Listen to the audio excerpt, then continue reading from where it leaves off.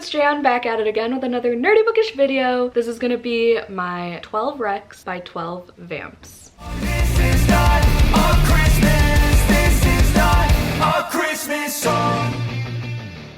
Wearing my Bunnicula sweatshirt. Bunnicula strikes again, isn't it so cute? Katie and I bought matching ones for when we sprint together and stuff, and we're about to sprint in like less than an hour, so figured I'd film 12 recs by 12 vamps. This is like the 12 recs by 12 friends challenge, but make it just from my patrons. So I did this challenge for 2023. Right now it's December 11th as I'm filming this, and I'm so close to being done. I'm 2 books away from accomplishing it. This next year, I made sure, first of all, to ask only my patrons because I feel like they know me best. I feel like they would set me up for the most success in terms of like what I will enjoy. So from their comments, I should probably pull up the Patreon posts. Well, I wrote down on this little witchy piece of paper the list of the books and the people who recommended it to me, but I will also pull up the post to tell you guys the runner-ups because there were a lot of good recommendations that I either already had on my 24 for 2024, already planned on reading. Some of the ones that I will still read just won't put on this list because they're just too long or I don't own them yet. I tried to pick ones that are from my physical TBR, are reasonable, trying to again set myself up for success. So I picked mostly shorter books and then some that are like quick reads, like fantasy romances, things like that, so that I can easily finish this list and feel accomplished. You know, it's supposed to be a fun challenge. So Emmy recommended Blood Mercy, which I do own, but it's huge. It's like 600 something pages long, but I do want to read that series because it is vampy. Another one that didn't make it on the list is The Mask of Mirrors, recommended by Hannah, and I do own it because I bought it because of her. I bought it on Pango. And again, it's too big for this list. I can't commit, you know. Mistborn, I just found it at a used bookstore, the new floppy copy. Pam recommended it. I will be reading that eventually. I just want to get through Brandon Sanderson's Secret Projects first. Coldest Girl in Cold Town almost made it to this list because I've had it for so long, but I wanted to replace it with a BIPOC book. I wanted to make this official list more diverse, so I replaced a couple with BIPOC authors, but I do still want to read The Coldest Girl in Cold Town. Bonesmith is going on my 24 for 2024. Ring Shout I'm reading right now because it was available on Libby and it's a 6-hour audiobook and I needed a short audiobook to do my Paint by number with. Oh, Brienne recommended Ring Shout and Catherine recommended Bonesmith, and then Kayla recommended The Patient by Jasper DeWitt. After she recommended it, it was available on Hoopla, so I got it from the library and I read that and I ended up giving it 4 stars. Really enjoyed that one. So yeah, now we can go into the actual list. There's not really a particular order, but we're just gonna, I have the pile and we're just gonna go from top to bottom.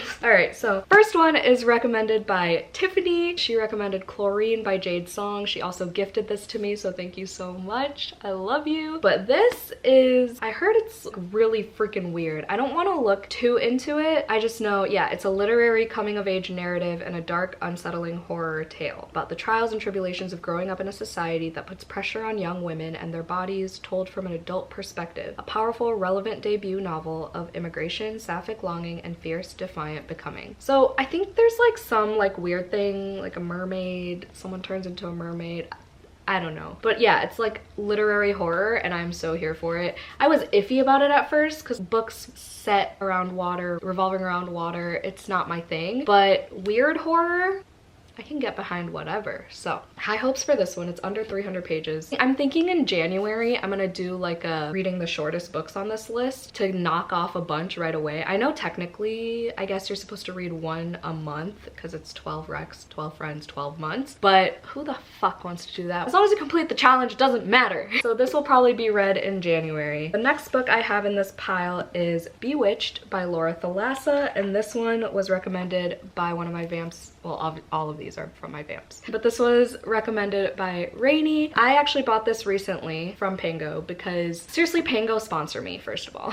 I bought this because Tori from Tori Between Pages really enjoyed this, and it's like a witchy fantasy romance. There's an academy for young witches, and there's something with like memory manipulation in here, and it says our main character becomes entangled in a dangerous plot. Accused of the murders on the basis of her memory loss, Celine must rely on Memnon Agamemnon's help for answers, and his plans for her will change everything. Ooh, Celine books a trip to South America. When a nefarious supernatural force tries to drag her plane from the sky, Celine's magic awakens to save her life at a cost. Using her powers devours her memories. So there's like this trade-off situation. I love books that focus on memory. I don't know why. I don't know. It's weird. Like mind manipulation and stuff I like, and then like memories, but like dreams really piss me off in books. But like dreams in real life fascinate me. That's a tangent, but this one's kind of a big girl, but it's fantasy romance, so I feel like it'll go by quickly, and I love a witchy book. Moving on to In the Roses of Pieria. Really don't know how to say this, but this is by Anna Burke, and this was recommended by Destiny, and so I immediately bought the book because I don't know. Oh no, I do know, because I had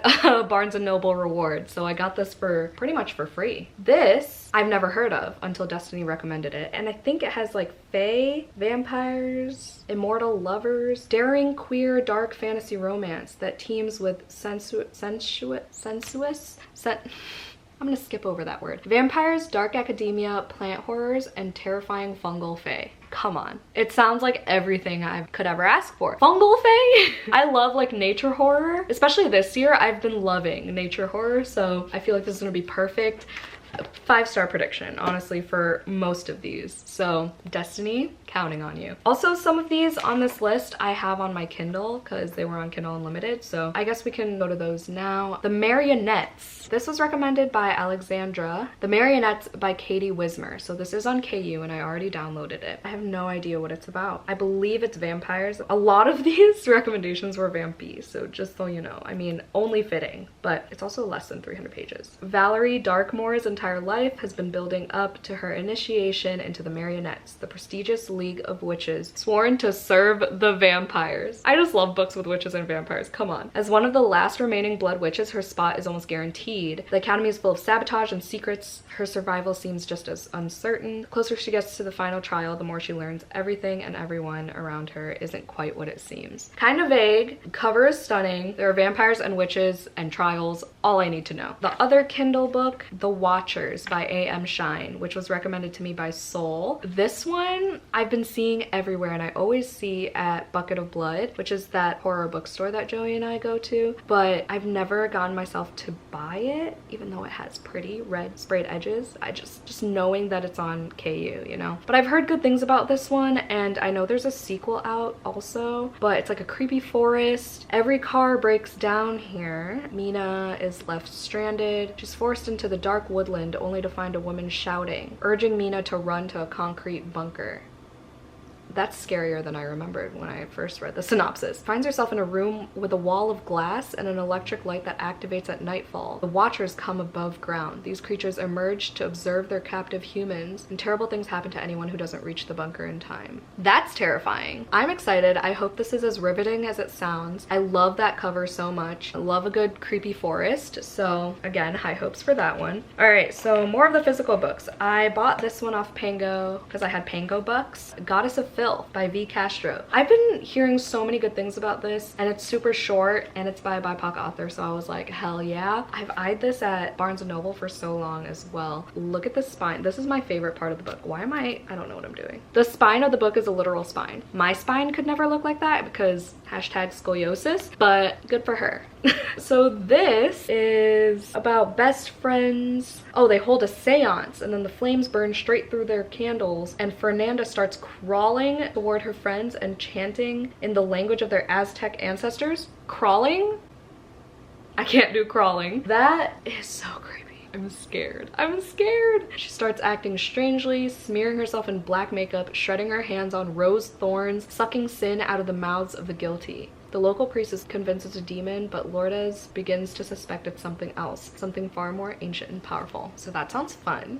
Again, super short and quick, so I'll probably read this one in January for that dedicated vlog to this list. I don't know what to call it yet, but that one was recommended by Gabby. The next one was recommended to me by Birdie and gifted to me by Destiny. Bloom by Delilah S. Dawson. This is another one that I believe Birdie mentioned first in the Discord, at least from what I saw, and she said it's very like poetic, lush, exquisite prose. And it also has like creepy, I believe nature horror, I want to say. But again, super short, so will probably be read in January. She said hopefully, unless I get distracted by all the other video ideas I have. Ooh, it's like an obsession story between two women. Love that. At the end it says, told in lush, delectable prose, this is a deliciously dark tale of passion taking an unsavory turn. Sounds great. End pages are beautiful. Here's the note from Destiny that I have yet to tape in. Really excited for this one. Regardless of this vlog happening or not, I want to read this in January because I've been eyeing this again at Bucket of Blood whenever I saw it. The cover is so stunning. All right, the next one was recommended to me by Megan, the one and only, of course. She gave me the Pisces by Melissa Broder. So I read Death Valley recently, loved it so much. I will be reading everything this author writes because it's that exact weird literary fiction that I just absolutely devour. And this one I've heard of years ago. I was like, okay, not that into weird books just yet. And then I read Bunny and then I was like, I should read this at some point, and then I never did. And then I read Death Valley and then I finally bought this. And then Megan was like, yeah, wait till 2024, Jan. You can't read it now. And I'm like, fine.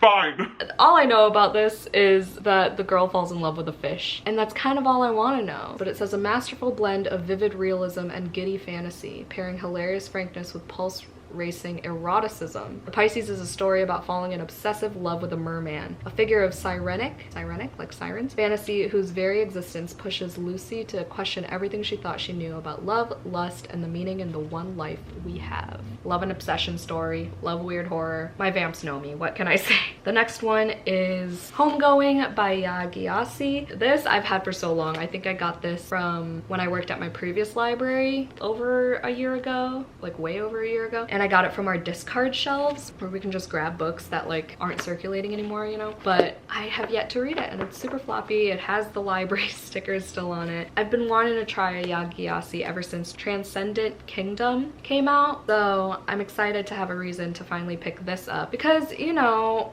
as much as I love old floppy books, the library situation just doesn't make me want to pick it up. But now I have a reason to. Thanks to Adrian for recommending this to me. This is set in Ghana, the 18th century. There are two half-sisters born into different villages. They're not aware of each other. One marries an Englishman, leads a life of comfort in the palatial rooms of the Cape Coast castle. The other will be captured in a raid on her village, imprisoned in the very same castle, and sold into slavery. Damn, that sounds intense. It kind of reminds me of The Vanishing Half, just because of the two sisters living separate lives, but those sisters were aware of each other. One was white passing. This should be interesting, that they don't even know of each other. So I'm already looking forward to the moment where they finally meet each other, hopefully, and how they handle that. I heard Yagiasi's, I don't even know if I'm saying that right, I'm sorry if I'm butchering that, but I heard their writing is phenomenal, so looking forward to this one. The next recommendation was by the Katie Coulson herself, and she gave me Notes on an Execution by Danya Kukafka, and I believe this was gifted to me. Yeah,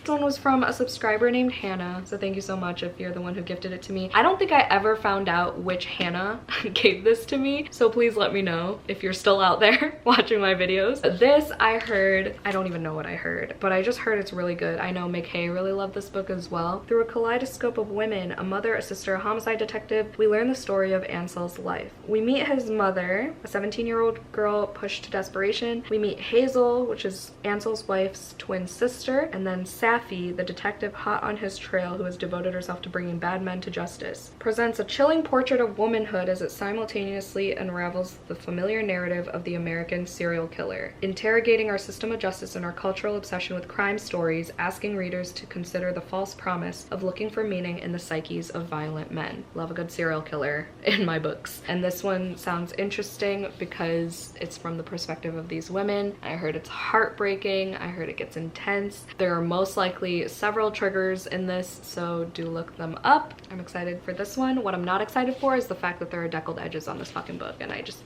it makes me feel so icky. And then we have a recommendation from Catherine, all the way from New Zealand. I always forget. I always want to say the Netherlands, but no, she's from New Zealand. She recommended Bright Young Women by Jessica Knoll, which I'm so excited for because obviously I got this from It's over there. Got this from Book of the Month, and I meant to read it as soon as I got it, but of course that didn't happen. But this is inspired by Ted Bundy. So again, another serial killer situation. I believe it's also from the perspective of a bunch of women. This one should be a riveting, captivating time. She said, hopefully. This cover is now growing on me. At first I was like, that's too much, but I'm kind of digging it. And then I believe this is number 12. This should be the last book on here. We have Crooked Kingdom, recommended by Caitlin. And yes, this is a long book. This was also gifted to me from Kat from Booktube Beginnings. I still put this on the list because I just need to get to this. I need to finish this duology. I read Six of Crows like 2 years ago at this point, and I just need to finish it. So thank you, Caitlin, for holding me accountable. So that's it. Those are the 12 books that I will